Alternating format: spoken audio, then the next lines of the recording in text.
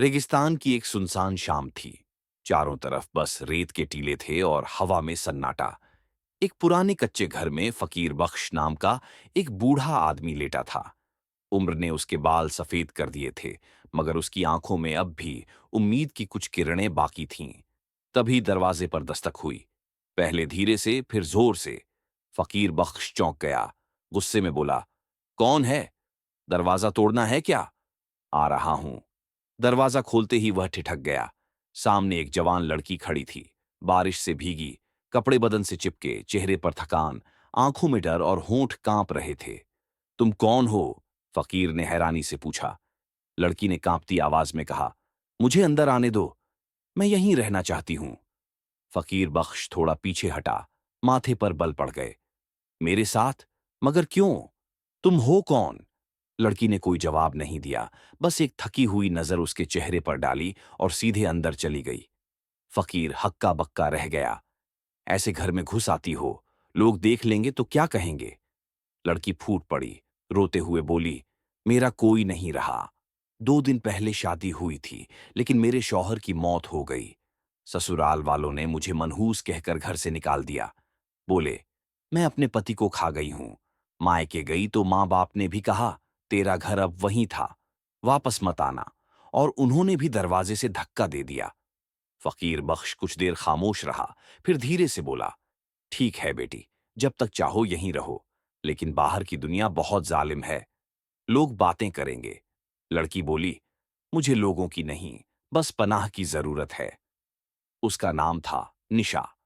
उस रात फकीर ने उसे एक चादर दी और कहा, ले लो, भीग जाओगी तो बुखार हो जाएगा।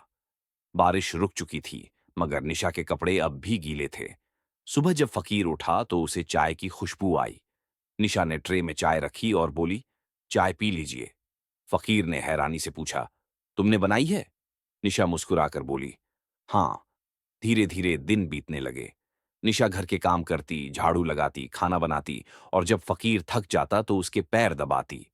पहले फकीर झिझकता रहा, मगर फिर उसे महसूस हुआ कि निशा की मौजूदगी से घर में जैसे रौनक लौट आई है। अब वह उसे बेटी नहीं कहता था, बस नाम लेकर पुकारता, निशा।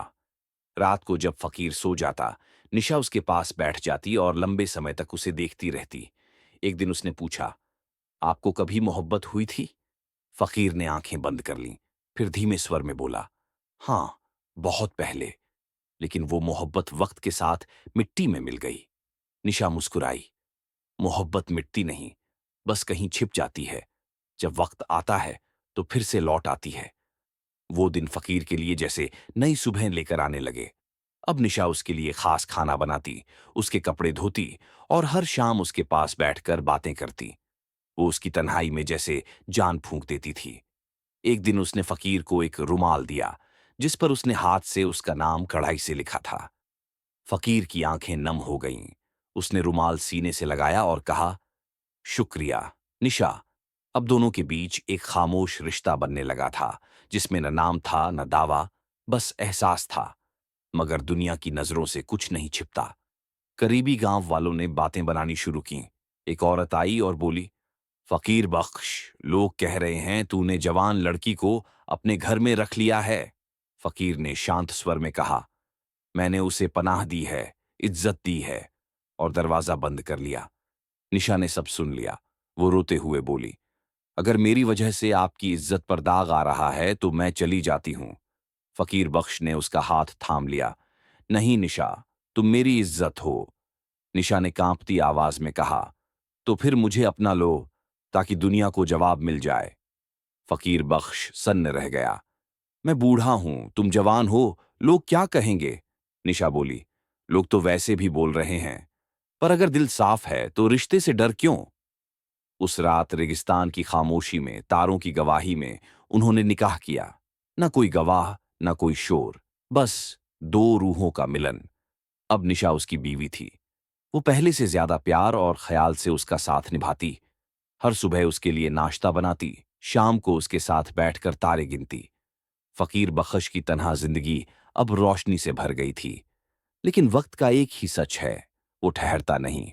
फकीर बख्श की तबीयत धीरे धीरे खराब होने लगी। निशा दिन रात उसके पास रही। माथे पर ठंडी पट्टी रखती, दवा देती और दुआ मांगती रहती। एक दिन उसने कमजोर आवाज में कहा, निशा, अगर मैं चला गया तो तुम क्या करोगी?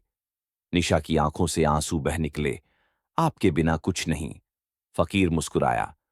मोहब्बत में जुदाई भी होती है, लेकिन सच्ची मोहब्बत कभी मरती नहीं।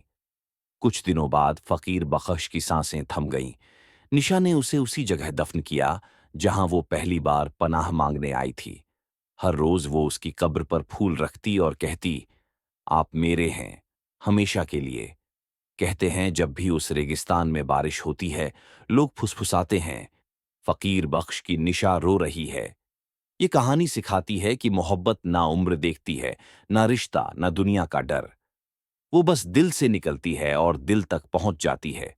कभी कभी दुनिया की ठुकराई हुई रूहें ही सबसे खूबसूरत मोहब्बत निभाती हैं। रेगिस्तान की तन्हाई में भी अगर कोई दिल किसी दिल की धड़कन सुन ले, तो वहीं से जिंदगी का असली मतलब शुरू होता है। अगर आपको यह कहानी पसंद आई हो, तो हमारे यूट्यूब चैनल इस्लामिक ईमान को सब्सक्राइब जरूर करें। यहाँ आपको मिलेंगी ऐसी ही दिल को छू लेने वाली कहानियां, ईमान और इंसानियत के सबक। Subscribe now. इस्लामिक ईमान।